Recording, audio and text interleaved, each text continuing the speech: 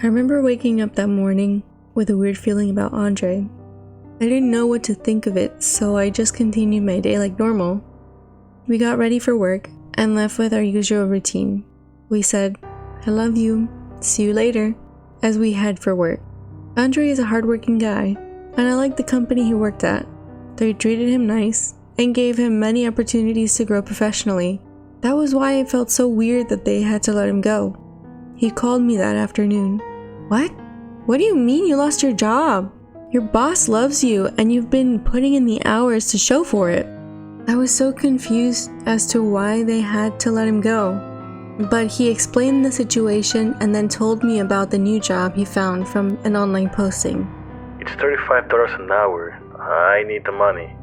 This is only going to be temporary," he explained. "I don't like the idea of you staying the night at some church far from here." I was worried he'd jump to the next available job just for the money without giving it a second thought. But I also had to trust him that he would come back home and that things will get better. "Be careful out there. I will see you tomorrow, okay? Love you." "Don't worry. I will be fine. I'll see you tomorrow. I love you too." That was the last time I heard from him. I came back from work, tired and ready for bed. I called Andre to check on him at his new job, but I got no answer. I left him a voicemail saying I was home and to check in with me when he got the chance. "Andre, please call me when you get the chance, okay? Love you." "Andre, are you okay? How is the new job? I hope that you're okay. Please let me know that you're okay." "Andre, I need to know you are safe. Please call me back. I love you." To my surprise, I had no responses. He always responds to me, but I didn't get anything back all night. I was worried, but I had to go to sleep and hope to see him the next day. I woke up and he wasn't home. I started to panic. He didn't come home last night. I checked my phone and I didn't get any messages. I don't know what could have happened to him. I tried calling him again and texting, but no response. I tried calling his friends and his mom, and they told me that they haven't heard from him at all. He told me he was working at the Basilica of St. Patrick Old Cathedral in New York, so I tried calling somebody over there. The line was busy, so I had to move on and go to work. I couldn't stop thinking about him. Where could he be? I wondered over and over again.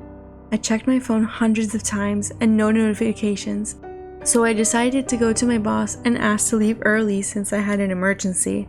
I left work and headed to New York.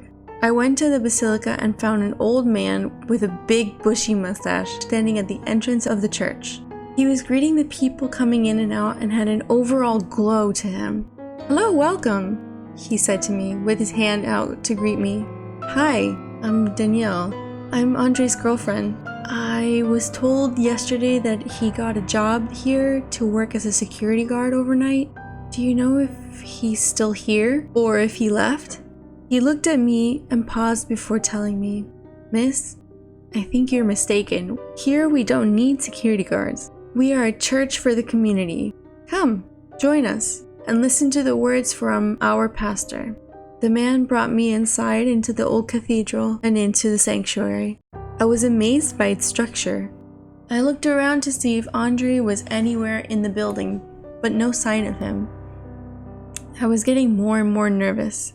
I started to look crazy, and one of the old ladies of the church approached me and tried to calm me down. "Are you okay? Would you like to pray together?" She held my hand and started a prayer. I don't know what to do, but I just looked around the room and tried to scan every face that passed by. "I have to get some fresh air," I said to the lady. I walked around and saw there was a cemetery next to the church. I wondered if Andre had wandered in here last night, so I walked into the cemetery.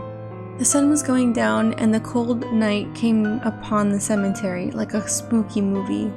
I shouldn't be here, I thought to myself. I have to go report a missing person case to the police. I checked my phone again, no messages. At the end, I saw the entrance to the catacombs. There was a really big door that closed off all the graves that were inside. I didn't want to open it since I was already pretty freaked out about being in a cemetery at night. But I knew I had to find him. I had to find out what happened to him. I felt this overwhelming sense of terror fill my body. He probably just left for some other girl. Yeah, he found some other girl out on the street and told me that he just got a new job as a cover-up. No, that's not right. That's just not him. He wouldn't just leave me like that. I heard a branch break behind me. There was someone here. I turned away from the entrance to the catacombs. Hello? Who's there? I yelled. I could hear footsteps walking closer to me. Hey, who are you? And what are you doing out here so late? I couldn't see anybody. It was just me. The noise went away and I tried to think about how I could open the doors to the catacombs. Andre wouldn't be in here, I wondered. But I tried to open the doors. I wasn't strong enough. I heard footsteps coming closer to me again. My heart sank, and I felt frozen in place out of fear. I should leave. I have to go talk to the police. I started to walk away from the entrance and head back to the church. But as I walked away, I heard the big metal doors open. I turned my head back to the catacombs and the doors were open. I was so scared and I felt nauseous, but I walked inside. Hello? Is anyone in here? I turned on my phone light. I thought nobody is in here except for the dead people in the crypts. I read the names out loud of some of the people who were buried there. Smith, Jones, Andre? Huh? But that... I dropped my phone. I started to cry. Is that you? I started wailing, my heart broken, but I could hear a faint noise. It was like someone was laughing at the end of the corridor. Is this some kind of sick joke? I walked towards the laughing. I could barely make out what was in front of me, so I tried to focus. I picked up the pace as I could hear the laughing become more and more intense. And there she was. She appeared in front of me, a girl with long black hair and tattered clothes. It was like I ran right into her because we were face to face. Ah! I yelled and ran into the opposite direction. I could hear her footsteps coming closer to mine. I ran back to the entrance, but as soon as I could see the opening, the doors were closed on me. My phone light then dimmed and turned completely off. I dropped it since my hands were shaking in fear. I tried to feel around for my phone and felt a phone next to me at the entrance of the catacombs. I touched it and it was Andre's phone. I saw his screensaver and cried, "You were here, Andre." I opened his phone and I saw he left some voice recordings. I hope I can make it out from here. I promised my girlfriend that I was going to be okay and that I would see her in the morning. I am recording this audio in case something happens to me. Please, if you find my phone, please let everyone know to stay away from this place, that it doesn't matter how bad the situation is. Look for better opportunities and don't take just any job while in need, because if it's too good to be true, they might be hiding something from you. And to my girlfriend, let her know that I love her.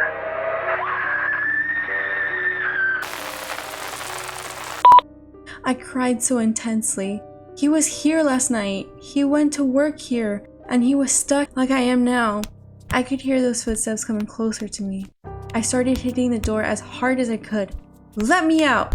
Let me out! She's coming to get me!" I cried louder and louder, my voice screeching and cracking every time I yelled, "Please let me out!" I took my phone and shined the light in front of me. Shh! I heard her hiss at the light and ran away from it. I cried, "Let me out! Let me out!" I shined the light and took Andre's phone as well. I saw the battery was very low, but I turned on his light too. "Let me out! Let me out! You put him here!" Shh! She continued to hiss and howl at the light until the lights dimmed again and the power was completely out of the phones. I looked out, but I could not see anything into the darkness. I cried again, "Andre, I love you, and I hope to see you again." Next thing I heard was the footsteps coming closer to me again. She giggled and came up to my ear and said, "He's gone." I yelled at her, "No! No! No, Andre!" I cried and pressed myself up against the door in fear of the girl. "Stay away from me!" I pushed the door and the door moved open. I saw it was a security guard.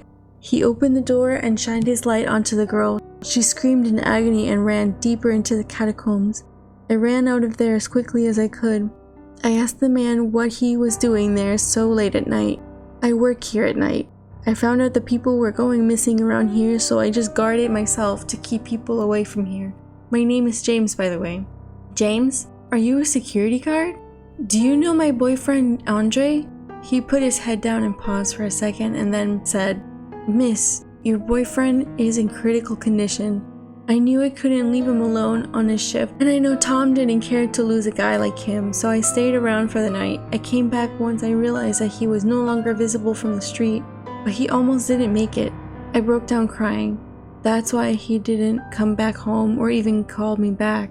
I went over to the hospital where James took him the night before. The nurse directed me to his room. The girl destroyed him, ripped him up like a dog to a chew toy. I ran to his bedside and wept. Andre, I'm here. I love you.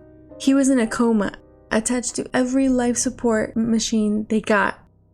I was at his side for weeks until finally he moved his hand one day and said to me, I love you too, Danny.